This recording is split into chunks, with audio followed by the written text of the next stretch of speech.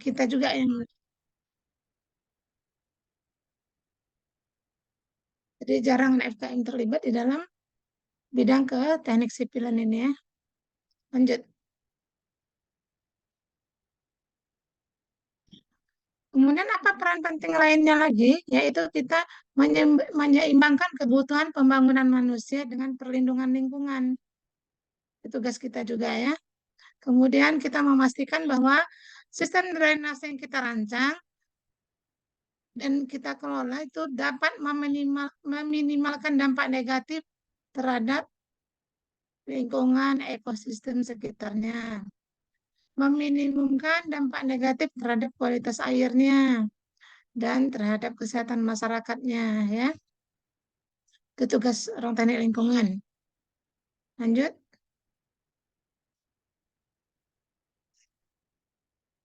Apa aspek-aspek yang perlu kita perhatikan? Yaitu manajemen stormwater-nya ya, manajemen air hujannya. Jika seorang insinyur lingkungan mau merancang drainase, kita harus memperhatikan bagaimana kita ingin memanajemen air hujan kita. Kemana limpasannya mau kita bikin? Apakah ke sungai, ke rawa, ke danau, ke laut? Nah, itu kita mikirkannya juga. Ini hampir sama dengan orang sumber daya air ya. Bisa, ini mendekati juga. Kemudian jaringan drainase stormwater air hujan ini, kita harus memperhatikan cekungannya juga di mana. Ada orang jualan lewat. Kemudian memperhatikan kolam penahannya di mana untuk mengontrol aliran air agar mencegah banjir. Jadi di mana nanti sekarang udah banyak ya dibangun kolom-kolom retensi, lupa saya nambahkannya di sini ya. Jadi di mana nanti kita bangun kolom retensi sebelum dia mengalir ke sungai. Karena kalau sekarang drainasenya sekarang sudah kecil-kecil, sempit-sempit, karena banyak dibangun tahap-tahap oleh masyarakat, berumah pun dibangun di sini di atas drainase di Jakarta ini, ya, tempat dagang pun dibangun. Dan di sini banyak sekarang dibikin kolam-kolam penahan air, yaitu kolam-kolam retensi ya, di sebelum dia mengalir ke sungai atau ke laut. Lanjut. Katanya mau dibangun kolam kolam retensi USU ya. Saya belum udah 3 tahun nggak pulang ke Medan. Ya, 2 tahun dari 2021. Udah dibangun katanya ya kolam retensi USU ya, anak-anak. Apakah kalian sudah lihat kah? Lagi masa pembangunan, Bu. Oh, di mana dibangun? Di Dr. Mansur katanya. Di Iya, mananya? Bu. Di dekat kandang rusa itu, Bu, di depan. Wah, Di dekat kandang rusa itu, Bu. Dekat tulisan USU gitu, Bu. terus itu dibangun. Mungkin dipercantik nanti kali ya. Jadikan taman apa atau apa kali ya. Itu harus kita kunjungi juga nanti tuh berapa kedalamannya ya. Aduh, lama kali saya tugas. Lama kali saya tuh pulang ke Medan. Banyak kali sebenarnya yang mau kita lihat. Hmm. Kemudian apalagi tugas kita sebagai insinyur teknik lingkungan? Kenapa saya bilang kita insinyur? Kalau kita hanya sebagai sarjana aja itu kurang kualitasnya ya. Jadi sekarang kenapa kami zaman dulu tuh insinyur?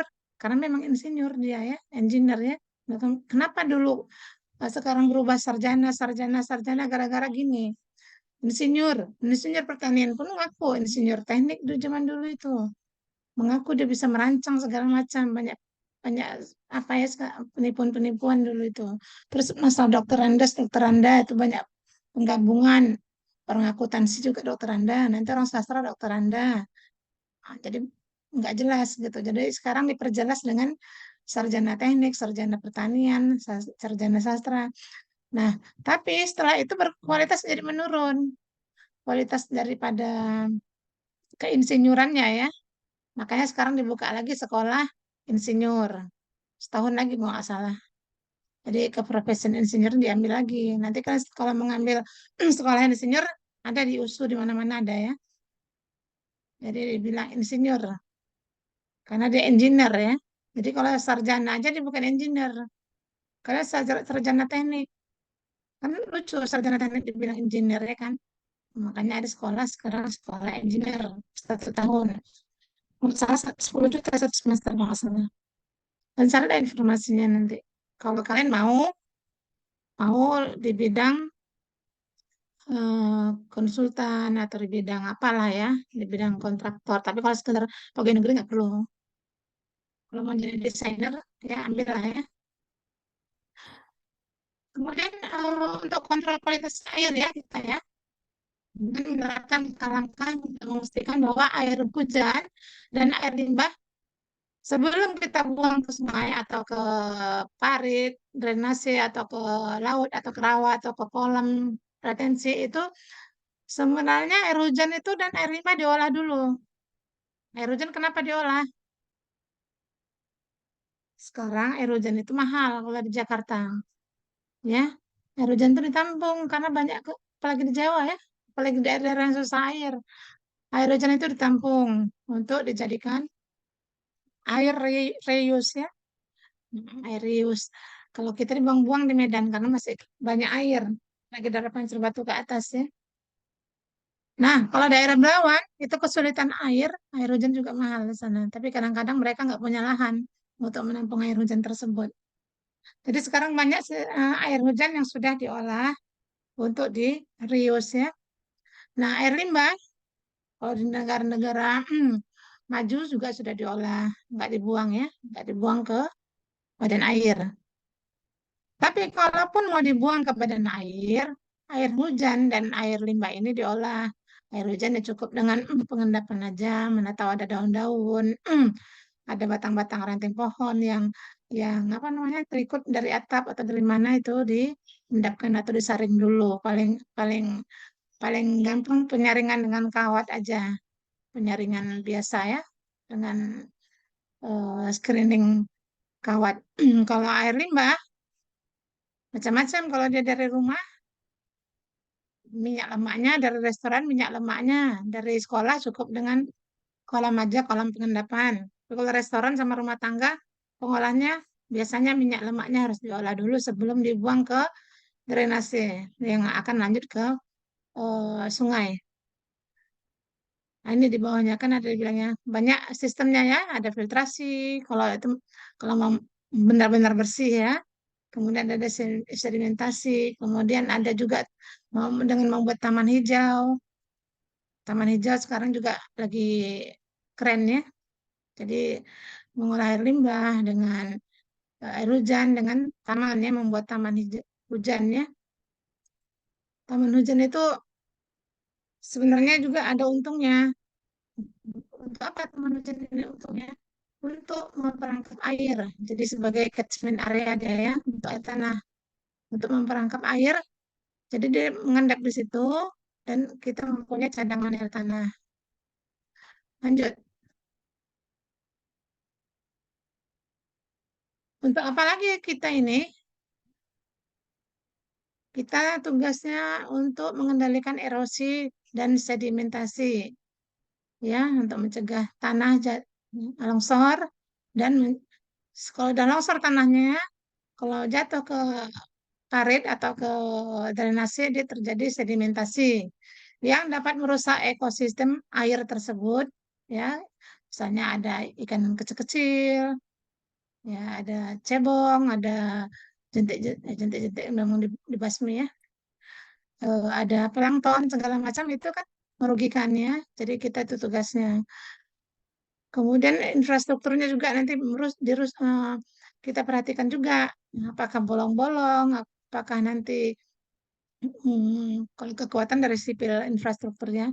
Jadi infrastrukturnya kita lihat apakah mudah rontok. Nah, walaupun kita ngerti sikit-sikit nanti di lapangan. Lama-lama memang orang teknik lingkungan ini bisa lama-lama menjadi desainer juga karena belajar di lapangan ya. Desainer yang hampir sama dengan orang sumber daya air juga. Jadi kita kadang-kadang berebut lahan juga di lapangan orang teknik sipil sumber daya air dengan kita, hampir-hampir mirip soalnya. Kemudian insinyur lingkungan ngapain lagi? Kita menggunakan langkah-langkah pengendalian erosi seperti membuat pagar danau, membuat cekungan sedimen, membuat revegetasi ya untuk menstabilkan tanah ya, membuat normalisasi. Kita itu tugasnya ya. Jadi normalisasi bagaimana kita cara membuatnya? Kita buat lagi seperti semula, tapi memang nggak bisa normal senormal yang dulu. Buat lagi pohon-pohon bambu, buat lagi pohon-pohon bukan kana, apa sih, ara, buat lagi pohon-pohon penahan tanggul air di sana, ya. Jadi yang akar-akar zaman zaman sekarang ini akar-akar yang kuat kan jarang dijumpai di apa tuh namanya? Di zaman sekarang ini banyak ditebangi ya. Jadi sekarang revegetasinya itu susah, susah banget. Walaupun udah digembur-gemburkan tapi nampaknya belum berhasil ya.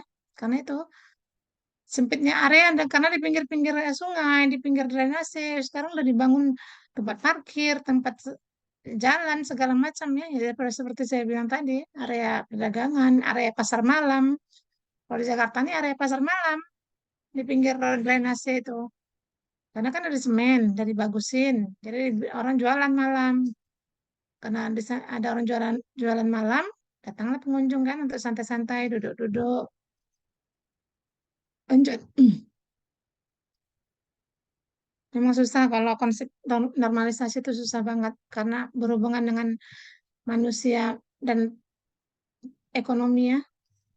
Orang lebih penting cari duit katanya daripada menanam pohon-pohon lagi. Ya benar juga, di Jakarta ini susah cari duit sekarang. Kemudian ngapain lagi kita? Kita merancang untuk dalam rangka perlindungan banjir. Kita membangun sistem pengendalian banjir seperti tanggul, dinding banjir. Kemudian ngapain kita ini sibuk-sibuk kayak gitu mau melindungi banjir? Ya kalau banjir kan kasihan masyarakatnya ya. Masyarakatnya kena banjir, rumahnya hancur, rumahnya kadang-kadang ada hanyut hanyut terbawa air, ya. Yang seperti di apa tuh namanya? Apa itu namanya? Yang Sukamto ya, Jalan Sukamto. Jalan apa itu namanya?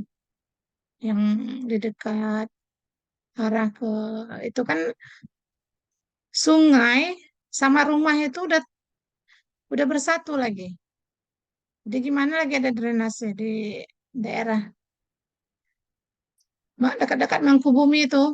Saya lihat itu udah ampun-ampun dah. Disalahkan nanti banjirnya. Padahal mereka sendiri yang sudah merapat ke daerah daerah drainase dan sungai ya. Nah, ini tugas kita sebenarnya ini ya kan. Tugas kita melindungi masyarakat dari peristiwa banjir dan dampak lingkungan yang lainnya. Lanjut.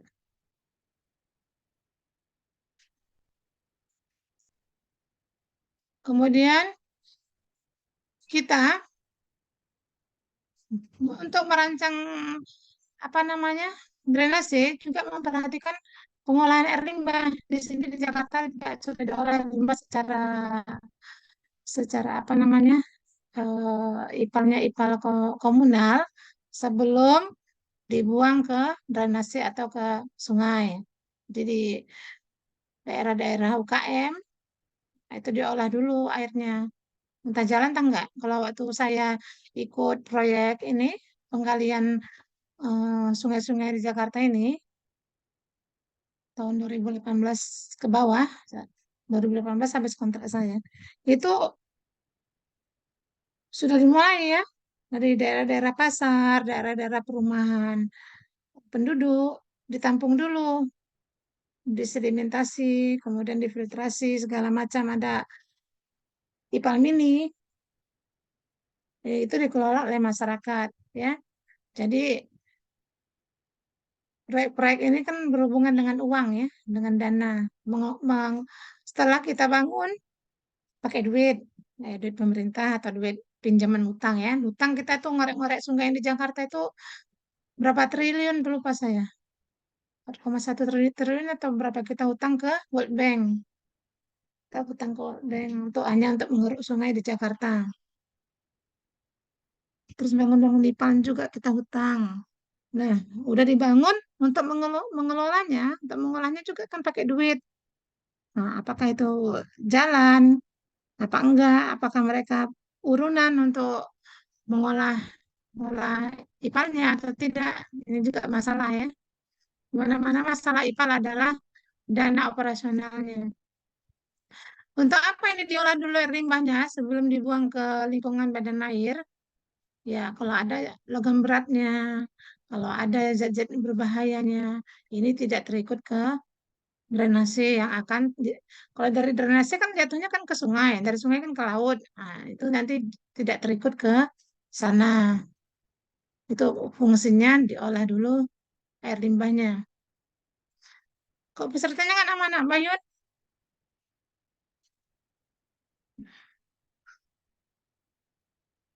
Ini Kenapa, Bu? on cam lah kalian. Peserta kuliahnya kok nggak nambah-nambah? On cam nak? Kayak cakap-cakap sendiri.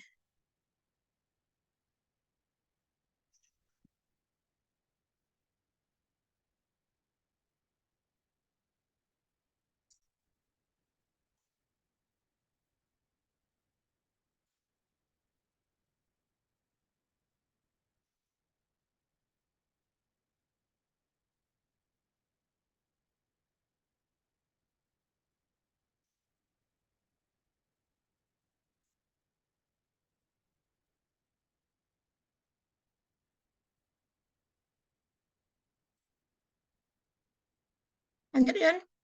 6. Kemudian, apalagi tugas kita? Tugas kita adalah untuk merestorasi habitat. Jadi, kalau kita apa namanya? Gini-gini. Kami dulu mau ngeruk sungai di daerah Muara Angke, itu nggak jadi, batal. Karena di situ ternyata ada eh jadi hanya apa sih namanya? Bukan hutan lindung apa ya namanya? Mangrove. Ada di situ ada mangrove yang dilindungi. Apa namanya itu ya? Bukan hutan mangrove apa namanya? Lupa gitu lah ya. Ada hutan mangrove yang dilindungi di situ, ada hutan hutan sekecil yang di situ dilindungi. Jadi kalau kami di situ mengeruk itu rusaklah semua. Jadi akhirnya kali di Muara Angke itu nggak jadi dikeruk karena adanya habitat-habitat liar di situ yang harus dilindungi, binatang-binatang liar, burung-burungnya juga. Kemudian ada mangrove juga dilindungi di situ, jadi sehingga tidak jadi dikeruk. Nah, itulah fungsi kita, orang teknik lingkungan, bagaimana kita melihat habitatnya, ya. Bagaimana kalau misalnya pun wajib harus kita membuat drainase di sekitar situ, kita harus bisa merestorasi habitat-habitat di sekitar situ ya. Kalau nggak bisa dirubah ya, kalau nggak bisa dirubah pola drainasenya, kita harus bagaimana memikirkannya untuk merestorasi mereka kemana dialihkan ya. Kalau bisa ya pola drainasenya dialihkan kemana, walaupun jadi biayanya jadi mahal. Nah, karena kemarin tengeruknya sungai, kan nggak bisa dialihkan ya, nggak bisa dibelok-belokkan pula sungai ya kan. Justru karena ada sungai Muara Angke itulah maka ada si habitat liar tersebut, hewan apa, hutan-hutan tersebut ya. Lanjut ya.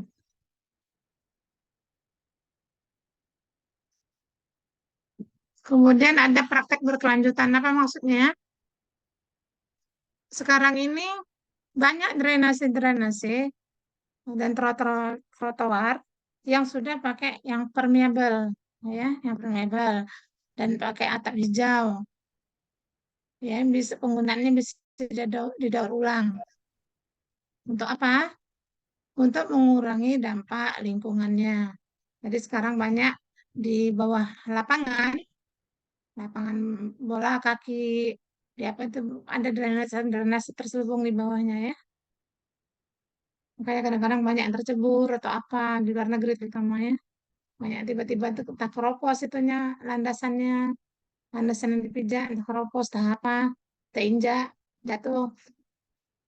Mana gorong-gorongnya besar, apanya, drainasenya besar lagi di sana ya kan, lanjut lah ya kan, lanjut. 9 ya,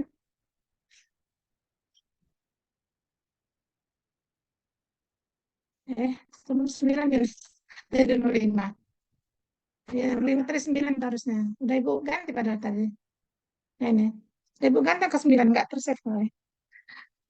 Kemudian, eh, amdalnya ya, amdalnya. Ngapain kita? Kita harus mengerjakan amdalnya untuk proyek-proyek drainase yang mempengaruhi lingkungan. Untuk proyek-proyek drainase yang mempunyai aspek sosial, ekonomi, dan ekologis, kita harus mengerjakan amdalnya. Kalau dia tidak panjang dan tidak besar, cukup UKL-UKL ya. Cukup mengerjakan UKL-UKL-nya. Kemudian coba dia Amelia baca ini Amelia, yang nomor selanjutnya. Ya kan cuma baca aja. Izin Bu, nomor 5, analisis mengenai dampak lingkungan Bu. Ada Pendekatan nomor, holistik. ada nomor 5. Bentar Bu, slide di tempat saya masih nomor 5. Iya tadi saya ngomong apa? Emang di situ nomor 5. Tapi tadi saya udah saya omongin. Nomor 9 tadi Bu. Lanjut. Nomor 9, analisis mengenai dampak lingkungan Bu. Pendekatan holistik. Insinyur teknik lingkungan memiliki pendekatan yang lebih holistik terhadap proyek-proyek yang mempengaruhi lingkungan, banyak mempertimbangkan dampak proyek terhadap lingkungan secara menyeluruh, termasuk aspek sosial, ekonomis, dan ekologis. Lalu pengelolaan risiko lingkungan. Insinyur teknik lingkungan mengidentifikasi dampak negatif potensial dan proyek dan merancang langkah-langkah mitigasi yang luas. Ini termasuk perlindungan terhadap habitat perairan, kualitas air, dan ekosistem secara keseluruhan. Lalu kepatuhan hukum. Insinyur teknik lingkungan juga memastikan bahwa proyek mematuhi semua peraturan dan perundang lingkungan yang berlaku. Wajib memahami aspek hukum dan regulasi yang berkaitan dengan proyek tersebut. Itu fungsinya kalian on cam. Jadi saya tahu kalian ngapain. Apa sedang ketawa-ketawa, sedang main, sedang chatting-chatting. Sementara saya ngomel-ngomel sendiri. Ya, masa saya ngomel-ngomel sendiri kayak orang jual kecap di apa? Di Sambu itu apa namanya? Bukan bilang jual kecap namanya dulu. Tahu sama kalian ya. Ya. Ini gimana nih si Jaki, Fatia, Christina, Raffi nggak on cam ini kemana anaknya? Sambil tiduran, sambil makan-makan. Christine, Raffi, Dini, Zaki sambil makan, apa sambil tidur, apa sambil gimana? Izin Bu, Ya, maaf sebelumnya Bu, kamera laptop Christine bermasalah Bu. Kalau di on cam kan dia cuman muncul gambar seperti ini Bu. ya, berarti nggak mau ada penjelasannya. Yang lain, Raffi sama Zaki tidur, pas sambil mandi, pas sambil gimana?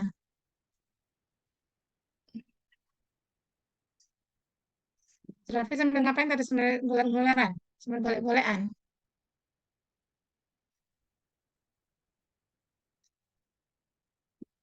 Ya, Raffi. Enggak, Bu. Tadi keluar apa, Bu? Pas dilihat mati kameranya tiba keluar dari Zoom tadi. Si Zaki kemana Zaki?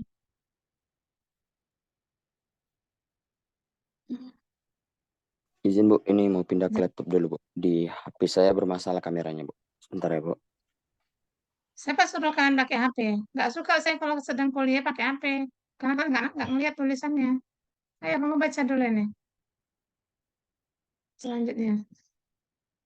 Paling kesel lah kalau kalian pakai HP karena kan nggak kelihatan bacanya. Nah, kalian bisa sambil senyum-senyum, sambil chatting-chatting. Kalian kalian minimize zoomnya, kalian di situ chatting-chatting, ketawa-ketawa.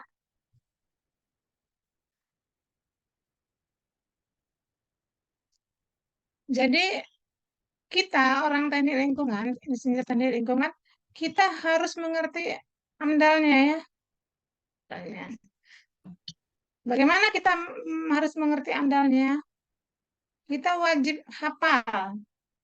Bukan hafal aja, wajib paham dan mengerti tentang hukum-hukum daripada semua proyek-proyek yang akan kita tangani. Kalau kita nangani proyek drainase, kita harus paham undang-undangnya, peraturannya, eh, apalagi di bawah undang-undang, undang-undang peraturan, kok jadi ini, perda, lah banyak yang saya ini kali ini. Jadi landasan hukumnya harus paham ya.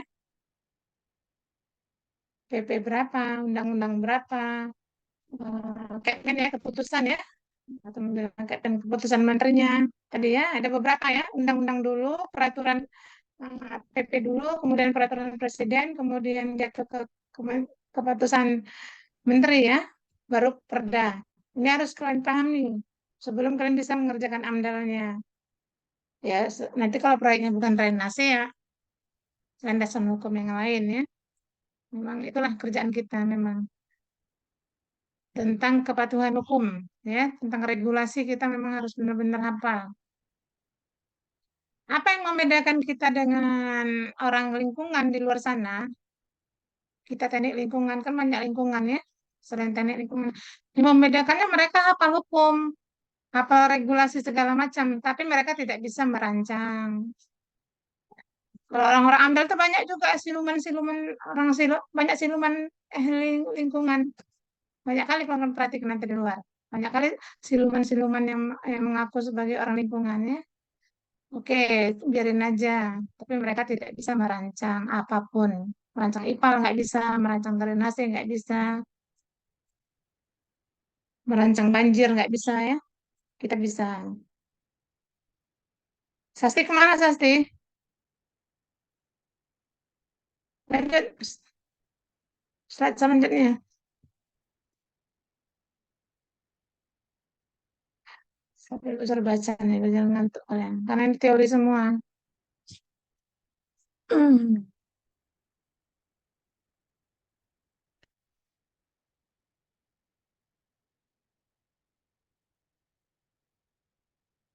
Ya Raffi, baca Raffi. Selesai tadi lingkungan. Nanti setelah ini baru kita diskusi setelah orang sumber daya air. Izin ya, Bu. Tak perlu Teknik izin-izin. sipil, Tak perlu teknik izin-izin. sipil, teknik teknik sipil sumber daya air. Drainase dalam konteks rekayasa sumber daya air mengacu pada pengolahan dan pengendalian air, khususnya berfokus Ada pada pengolahan. pengelolaan dan pengendalian air, khususnya berfokus pada drainase air, permukaan drainase air tanah, dan pengelolaan sumber daya Karena air ulang. secara. Apa, Bu? Suruh bacanya nggak benar. Kok disuruh bacanya nggak benar? Kalau aku salah baca, salah pengertian. Maaf, Bu, diulang ya, Bu. Jangan begitu. Izin, Bu, maaf, Bu. Tulisannya kecil kali, Bu. Karena aku pakai apa ya? Iya, Bu. Kedengaran pakai HP. Nah, zaman mau kuliah kalau pakai HP, senyum-senyum lah tulis sama teman. Minimize. Cuman perbesarnya. Sementara saya di sini bikin nggak keringat membuat PowerPoint-nya. Berhari-hari, bikin PowerPoint itu berhari-hari loh. Berhari-hari dipikirkan bahannya dari mana, apa yang mau disampaikan, bentuknya gimana, gambarnya ngambil dari mana, diinsert lagi foto-fotonya, nyari fotonya. Dan pikir gampang bikin PowerPoint. Belum mikirkan isinya, belum mikirkan desainnya. Makanya kan saya marah kalau pakai HP. Siapa tadi namanya?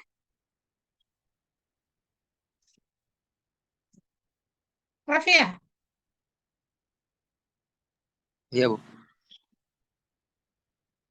Udah, bisa aja dah.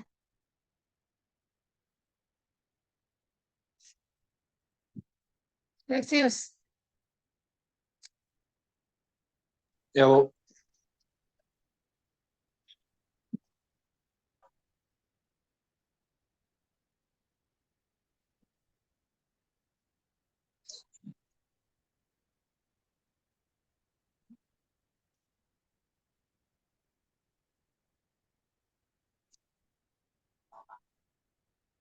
Ya. Kenapa Lexius? Alexius. Hadir, Bu. Iya, dilanjut bacanya. Siapa tadi si Raffi tadi kan nggak terima. Udah jadi catatan. Baik, Bu. Nomor 2, teknik sipil sumber daya air. Yang